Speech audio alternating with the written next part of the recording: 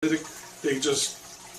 will both produce egg capsules. Each egg or each capsule will produce between 2 and 4 baby worms.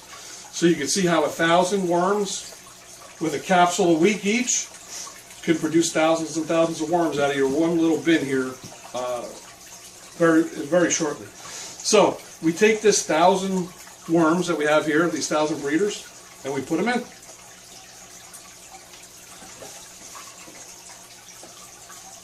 That's it. Put them in there. And what will happen is they're going to go down on their own. We don't have to do anything. We don't have to push them in. We don't have to cover them. They know what to do. They're going to go down and start eating. The one thing though that we need to do is, because we're not using the lid, remember we're not using the lid on the top. We want airflow. And you could drill holes and put a lid on if you want and all that, but we're not going to do that. I don't do that with my breeder boxes or any. I use polyethylene garbage bags. These are contractor bags, so they're 3 mil. It's a pretty thick plastic. What I do is I cut that so that there's about 1 inch of airspace around the perimeter. And the reason for that is so I get airflow, but also so that the plastic lays against the bedding, keeps it moist, so the worms can eat what's at the top, because that's what they eat. They're surface feeders. So they'll go along the top couple inches and they'll eat whatever you have there. In a bed like this, and I don't want to digress here and go off on a tangent, but what we do with a breeder bed like this is that we take 50% peat and 50% horse manure. We put it into the bed. We leave that in there for 21 days. We leave the breeders in there for 21 days.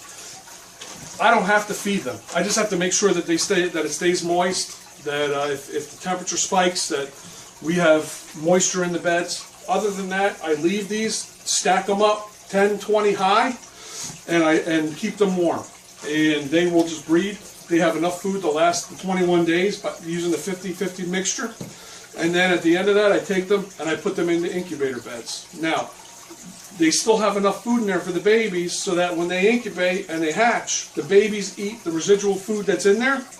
And then once they hatch and we move them to the production beds, then we start to feed them. And in another video, I'll show you how to feed them if you want to do something like this. I'm not doing this right now for you guys. I just wanted to show you this bin and how we have it set up.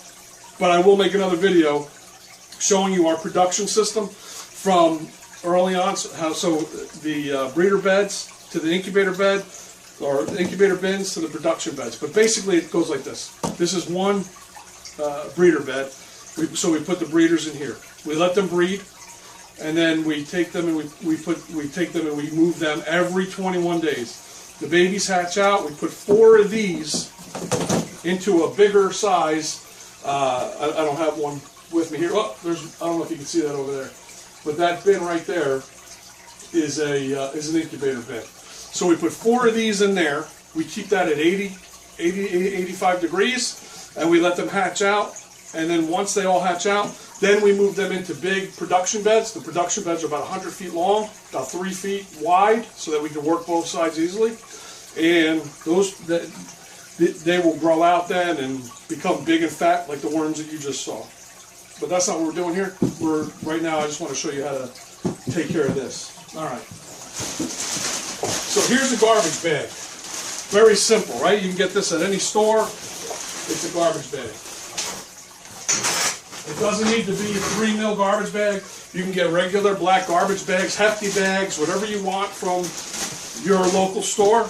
But basically what you want to do, like I just showed you here, is you want to cut a piece of plastic so that you have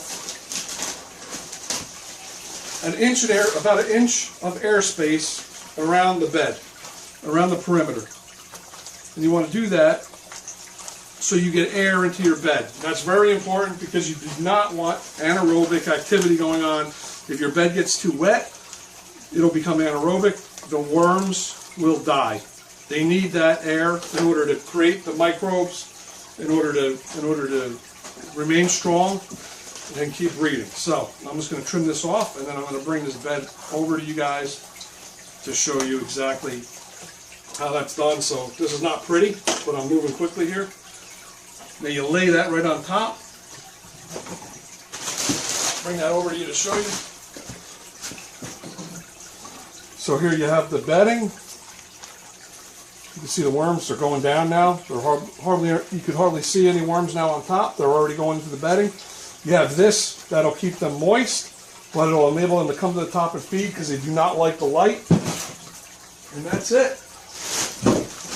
Now, in a few days, this has a lot of food in it, and it'll allow the microbes to build up. So I would leave this. I'll leave this for about a week, and then I start adding food scraps. And what I do with that is I take the food scraps. So the food scraps build up.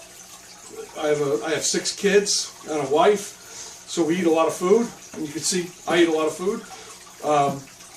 But we save all the eggshells. We save all the food scraps, the bread, the vegetable scraps, and everything, and just put them into a bucket, can, whatever you have. Let that break down a little bit in your kitchen too.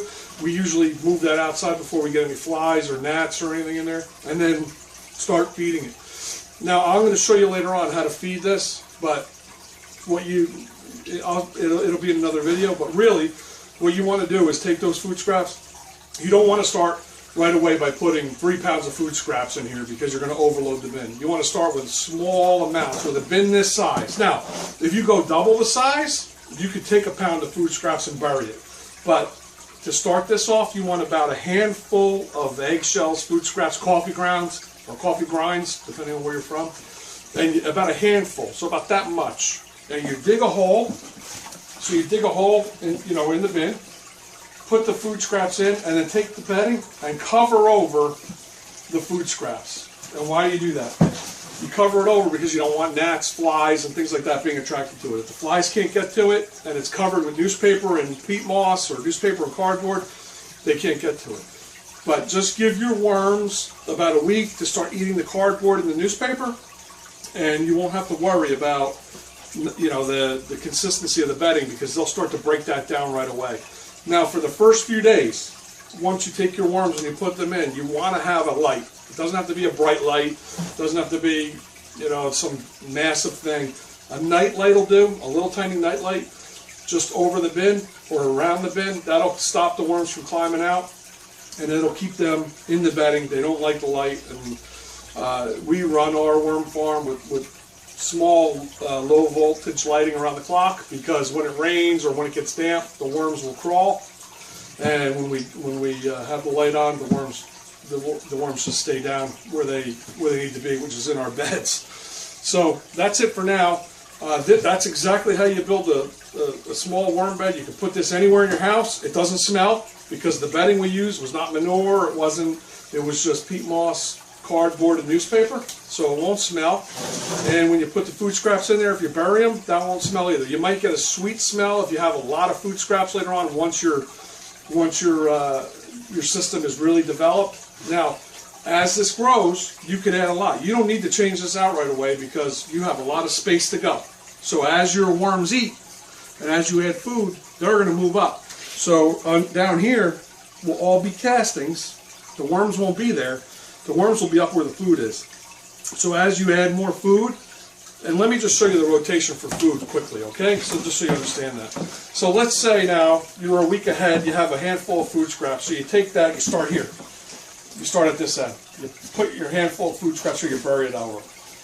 About a few days later, you're going to come back and you're going to see all the worms are in that section eating that food.